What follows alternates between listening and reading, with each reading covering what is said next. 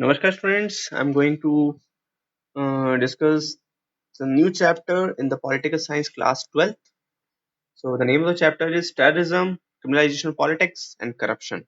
So, these chapter 3 can be clubbed into mainly three parts, which is first is your terrorism, Atangwad, second is criminalization of politicians, and third is your corruption. तो ये तीन topic है हम बात करेंगे इस chapter के अंदर. तो फर्स्ट हम बात कर लेते हैं कि भाई टेररिज्म होता क्या है. What is terrorism? टेररिज्म का लिटरल मीनिंग होता है to make tremble, to force someone to tremble with fear. तो ये हो गई आपकी definition of terrorism.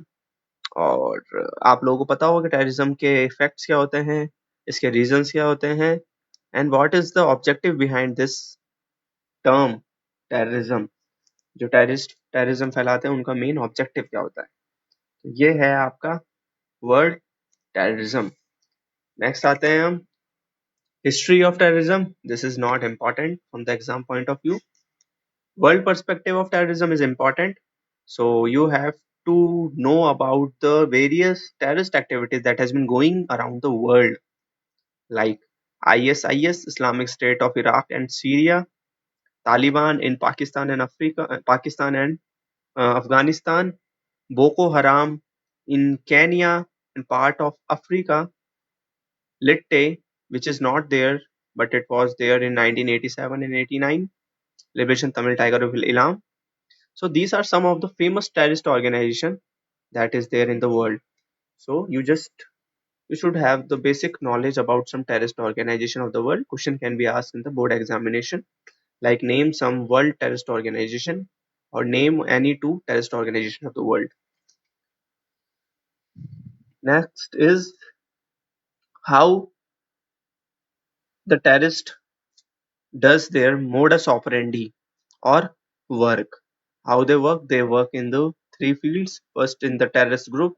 Second is the opponent group. Sometimes the people who go against the government also form this terrorist organization, like NSCN, Nagaland Socialist, no, Socialist Party, Khaplang, or Nagaland Socialist Party, Movia. They are the terrorist organization which is occurring in the Nagaland area. So these, of course, they are the opponent groups, but they are working like a terrorist. And third, sometimes government itself works like a terrorist organization. Like in Sri Lanka, in the civil war, what the Sri Lankan government was doing, they are working like a terrorist organization.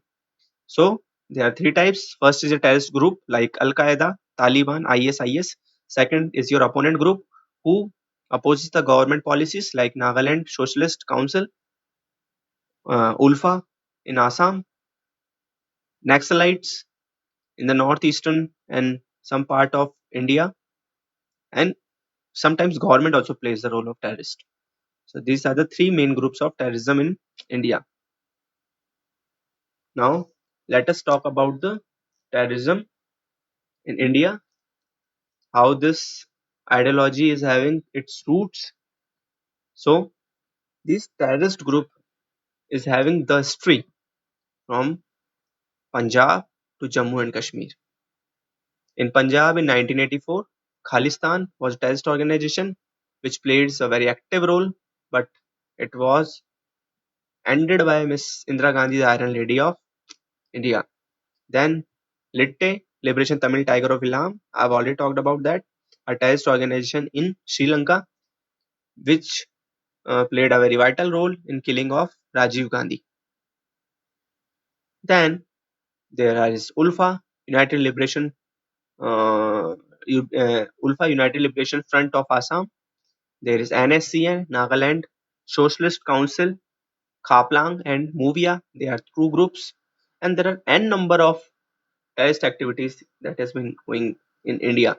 In 2008, Bombay Blast, Bombay Attack. 1992 and 93, Bombay Blast and Bombay Attack by terrorist organization.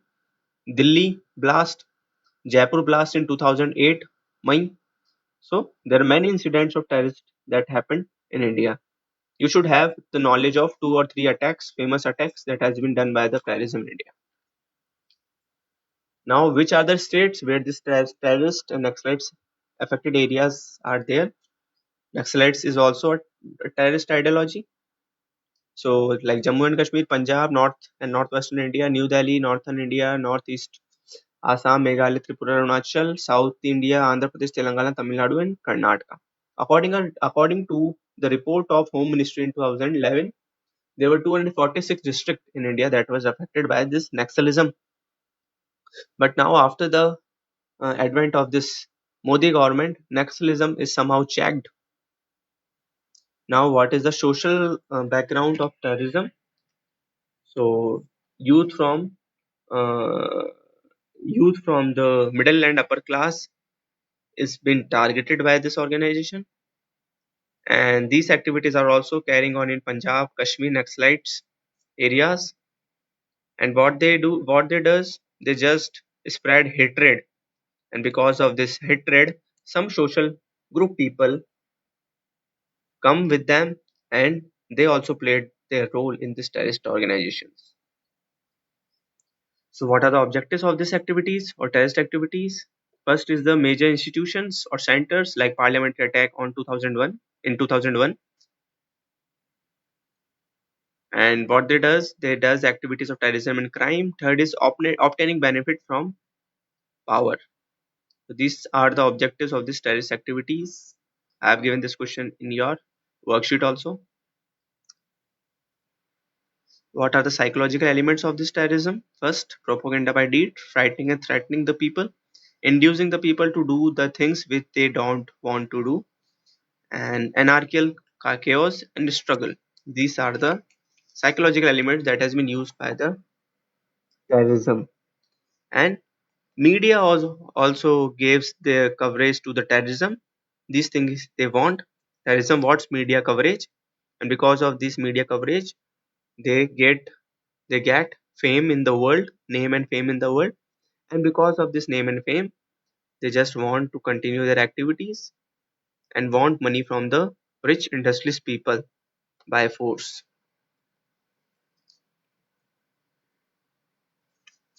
Now we will talk about the next important topic, that is criminalization of politics and corruption. Corruption and criminalization are very serious issues that is hampering the democracy in India.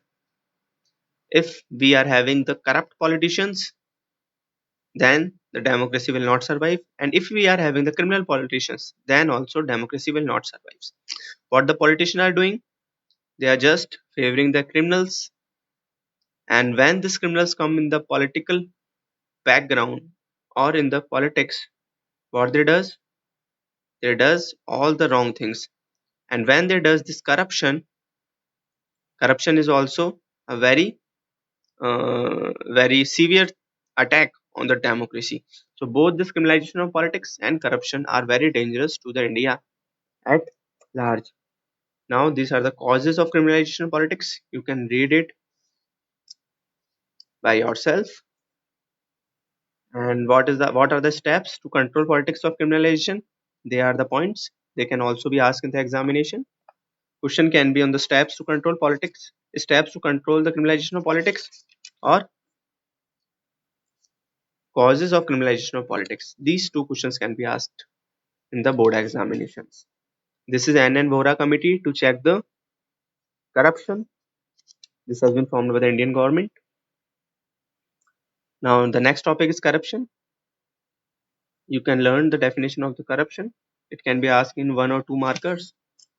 Then what are the steps that needed in the to control corruptions, and what are the consequences of corruption, and what are the measures to control corruption. So these are the some points which can be asked in the examination.